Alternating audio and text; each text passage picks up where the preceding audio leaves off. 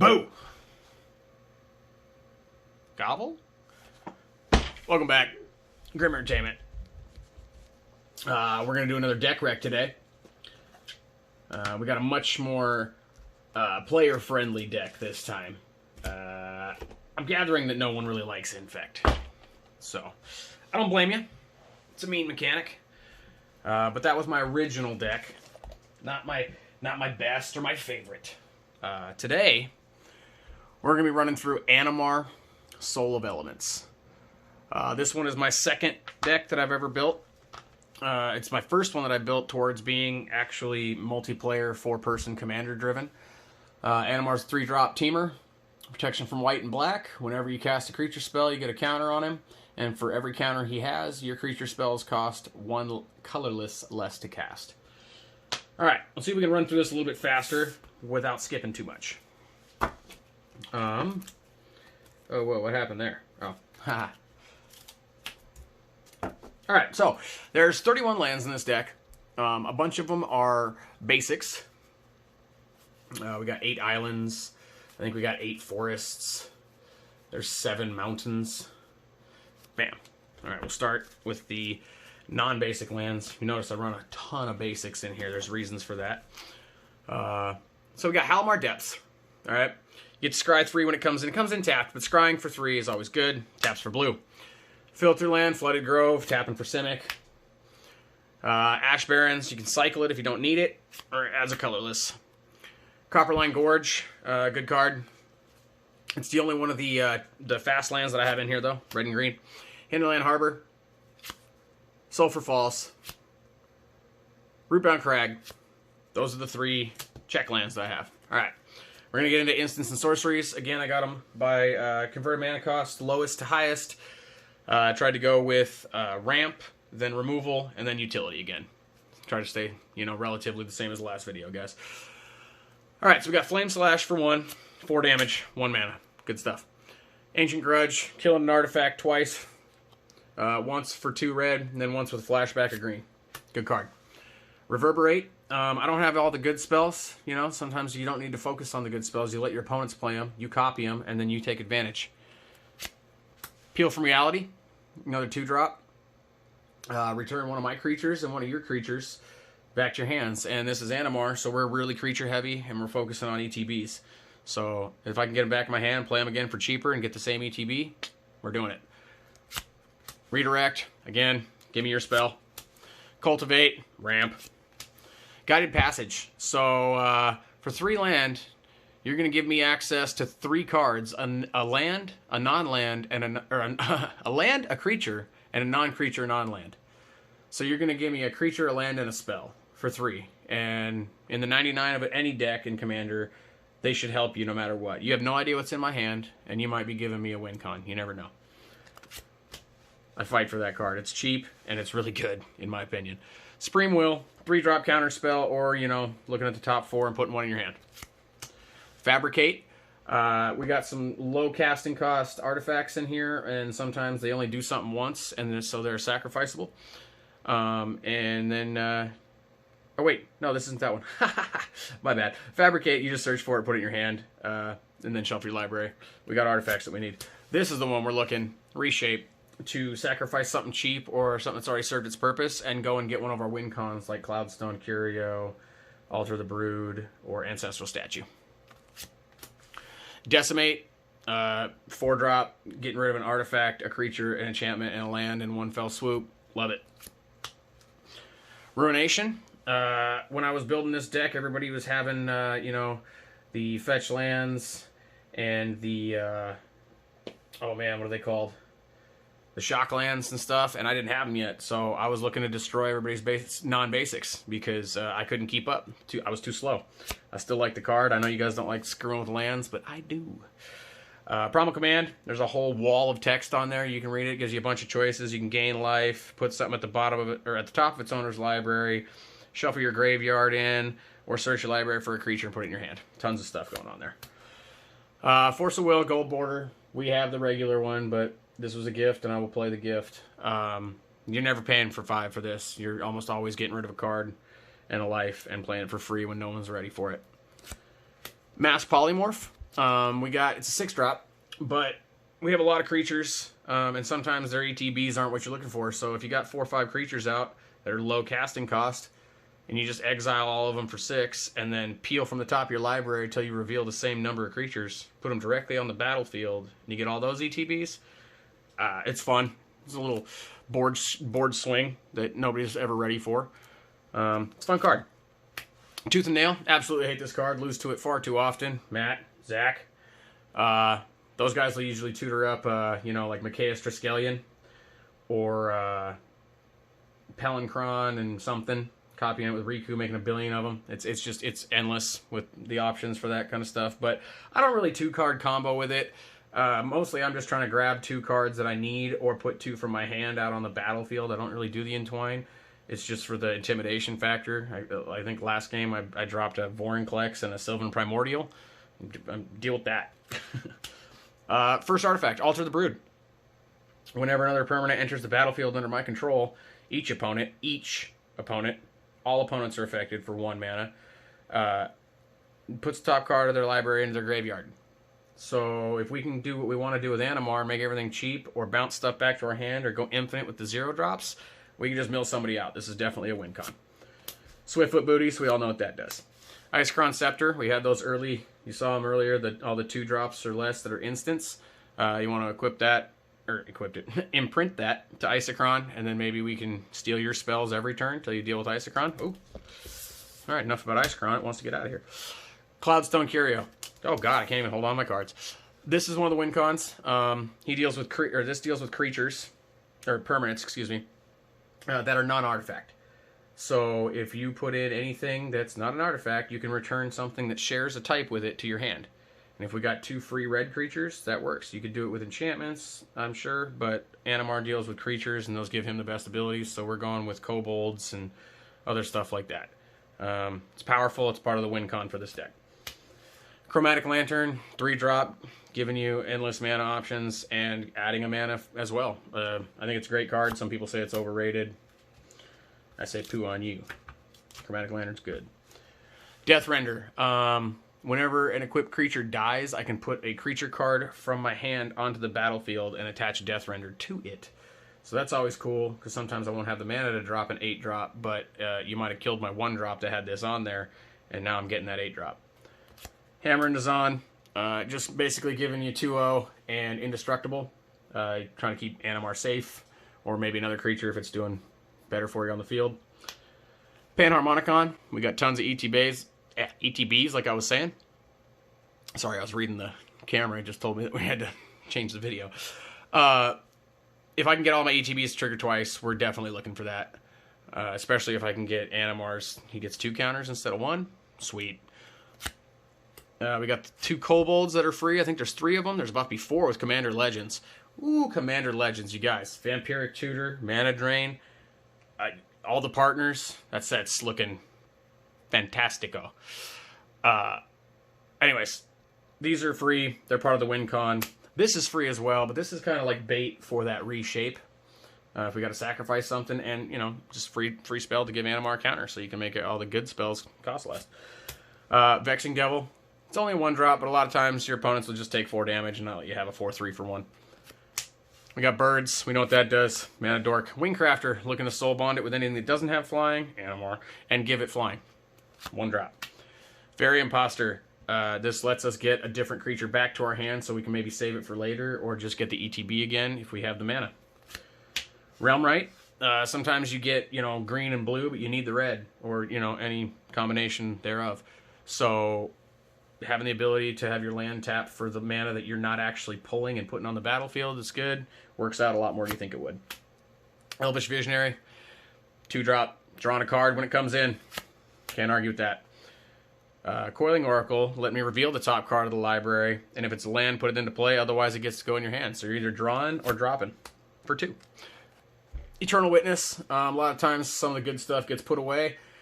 And for 3, you just need a way to get it out of your graveyard that's on a stick. Reclamation Sage. Sometimes they have something good that needs to go away. So for 3, you get rid of it. Cryptoplasm. This is one of the more underrated shapeshifters or copy spells, it doesn't copy anything when it comes in, but at the beginning of each upkeep, I can change it to copy something on the battlefield. And whether that has a pay ability or a tap ability, it'll be available to me on the upkeep since I've controlled it since last turn. So it's way more useful than you think it is. It's not a very expensive creature. It's from Mirrored and Besieged. Just try playing with it. It's really fun. Varel of the Whole Clade. Doubling the counters on Animar, or maybe on your Mana Bloom, or maybe on Simic Ascendancy, whatever it may be. Doubling counters is always good. I use this in a couple decks, actually. Doubling counters is very nice. So we got the creatures that do stuff when they go to the graveyard for the rest of your creatures. So we got Brawn for Trample, Wonder for Flying, and Anger for Haste. If you control a mountain and Anger's in the graveyard, you get Haste. If you control a island and Wonder's in the graveyard, you get Flying. If you control a forest and Brawn's in the graveyard, you get Trample. You get what I'm saying? Good creatures. They don't do anything for in the battlefield, but a lot of times I don't want them there anyway, or I'll block with them to get that effect. Mystic Snake. This is just a counter spell on a 2/2 body with Flash. It's pretty much the cost of a Void Slime plus 1. But you're probably not going to be paying that one because Animar will be out. Dax Duplicate. Any creature on the battlefield you can copy. The text on this breaks hexproof and all that kind of stuff. And then it gets Haste and Dethrone for 4. Probably going to be playing it for 2. Good card. Oracle Bones. Usually you end up with just having a 5/3 with Haste because most people are going to give you the 2/1/1 counters. Because if they don't, then I'm going to be casting an instant or sorcery card from my hand without paying its mana costs, and nobody wants that. Phyrexian Metamorph. Again, any creature on the battlefield breaks the hexproof, and you can use that Phyrexian mana to pay 2 less. Thalam Simulacrum. I'm getting a land tapped, and I'm drawing a card when he dies. Plain and simple. Ancestral Statue. This is one of the ones that combos with Animar by himself. So if you got 3 counters on Animar and 1 mana available, you can play this card. Animar gets a counter, put it back in your hand with its effect, and then just infinitely until Animar has as many counters as you want to swing for general damage. Or if you have Altar of the Brood out there, you can just make everybody mill themselves to death. It's awesome. Thank you, Jake. Jake showed me that in the card store. Thank you, Jake. Genesis Hydra. This works the same with Animar because you choose the cost of Genesis Hydra, and then Animar reduces it. So, if I'm tapping for 6, it's coming down to 3. So really, I'm going to say I'll tap for 12. And, Animar has 4 counters. Well, now I'm only paying for 8, right? And then you get your little peel from the top until you reveal something with X or less, and you can put it directly into play. It's a good card. Works out pretty well in Animar. Mindclaw Shaman, only an uncommon, but the effect of this, especially if I have counters on Animar, to put him in for 1 or 2, and then I can choose an opponent and have them reveal their hand, and I get to play it instant or sorcery without paying its mana cost. Like if you got a Time Stretch or a Tutor or anything like that, it's on. Surak Dragonclaw, whole bunch of words there. Flash, can't be countered, makes my creature spells uncounterable, and he gives everything else trample. With a 6/6 for 5, yeah, he's good. Virtuous Gearhulk, 5-drop, 4/4 trample, but I can distribute those 4 counters among any number of creatures I control. So I can just drop 4 counters on Animar, and now everything's paying for super cheap. Brutalizer Exarch. I get to search my library for a creature, shuffle, put it on top, so Vampiric Tutor on a stick. Or I can put target non-creature permanent on the bottom of its owner's library. So if somebody's about to go infinite with Rings of Brighthearth, or if they're about to go Defense of the Heart or something, bottom of the library, take that. Deadeye Navigator. 6-drop, 5/5 with Soul Bond that gives, the ability to blink. And we're pretty much all about ETBs in this deck. So blinking for ETBs for 2, love it. Primeval Titan, yes, banned. We play with banned cards. Yeah, especially, if I can pop this guy in and attack with haste and then blink him and get 6 lands in 1 turn, I mean, what? Sylvan Primordial, also banned, I got it. But, you destroy a non-creature permanent for each opponent, and then you get to search your library for a forest for each one that you do. So, good card. I see why it's banned, but we play with banned cards. Vorinclex. So last time I played Tooth and Nail, I just nailed, and I put Vorinclex and Sylvan Primordial on the battlefield. So I was doubling my lands for mana, and then your lands weren't untapping after I destroyed everything. Yeah, it was a mess. But Vorinclex is good. I think he's also banned. I would see why. 7/6 trample on top of all that. So Jinkataxius. You play this at the right time, your opponents have to get rid of their whole hand. Oh, did you just your whole hand is gone. Okay. But at my end step, I get to draw 7 cards, so I don't have to discard. It's brutal. I mean, you know, Reliquary Tower and some of the other ones that have no maximum hand size doesn't really help anything because, you know, infinite -7 doesn't matter. But regardless, 5/4 with Flash is fun. Hardened Scales. Animar is going to at least get 2 counters every time that you play a creature, so that's always good. Same with... No, it's creatures. Yeah, it's creatures. Never mind. Telepathy. This is salty. Making all you guys reveal your hands so that you can focus on each other, because my hand's not coming out. And then that's the scheme. I'm kind of trying to get people to focus on other people with this card, and maybe I can sneak by and do something stupid while you're not paying attention. Cryptolith Rite, making all my creatures mana dorks, that's always good. Simic Ascendancy, you can get this up to 20 in a hurry if it's out on the battlefield when Animar goes with Ancestral or the Kobolds and Cloudstone. I've never got to win with it because the one time I was going to, it got destroyed before my upkeep. But we'll get there. We'll get there. Mana Bloom, that Varel of the Whole Clade, you can double the counters on this as well. So you play it for like 3, and you get 2 extra mana. It's massively helpful if you get landlocked in early game. Memory Erosion. Every time someone casts a spell, I get to take that player's top 2 and put them in their graveyard. That's mean. That's just mill 2 every time you play something. That's rude. What a tax. Back to basics. If I can't destroy your lands with that Ruination, I'm going to make it so they don't untap. And I'm playing a ton of basic lands, so I'm hopefully not going to set myself back at all. It's just a good card. You know, like I said, keeping the focus off the real problems with stuff that's just annoying. Hadana's Climb. Anytime Animar has 3 or more counters, or any creature for that matter, you flip it. You get to get a land of any color, or you can basically give something its own power doubled for 3 and tapping it. It's a good card. I've actually won a couple games with it before in the past. Just because people don't realize your land has the ability to buff like that, you know?